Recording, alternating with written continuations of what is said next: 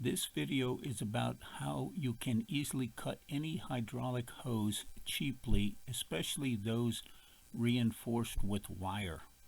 Such hydraulic hose cutters can run into several $100s to even a few $1,000s, but you only care about cutting just a few hoses.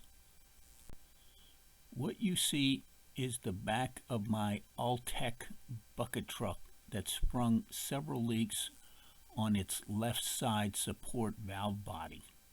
It seems Altec used very cheaply manufactured valves, or fittings I should say, when it built a truck, and it still does to this day. That is shameful engineering looking for a lawsuit, I suppose, before they build them safer. What I found to cut the hoses is that any thin blade metal grinder will work.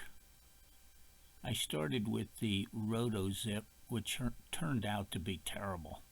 It was terrible because it was difficult to control the speed and it tended to vibrate to unsafe working levels. Yes, it did cut one of the hose, but only after a long time and wasted effort. Next, I tried one of my angle grinders with a 4-inch wheel, and it zipped right through like it was butter.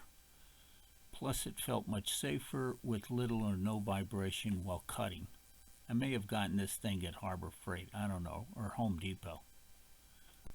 You will notice in this view that in order to cut the defective hose fitting off, I had to clamp it down using a piece of scrap wood. Clamped it onto the bumper there. This gave it a solid foundation for the cutoff wheel to work better. Check out some of my other video, Altec Bad Engineering, to see how I modified their awful engineering designs.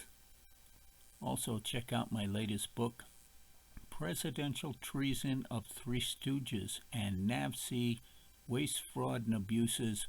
Both are available from Amazon. Also visit us at larryandjane.com. Thank you for watching. Give it a thumbs up if you can.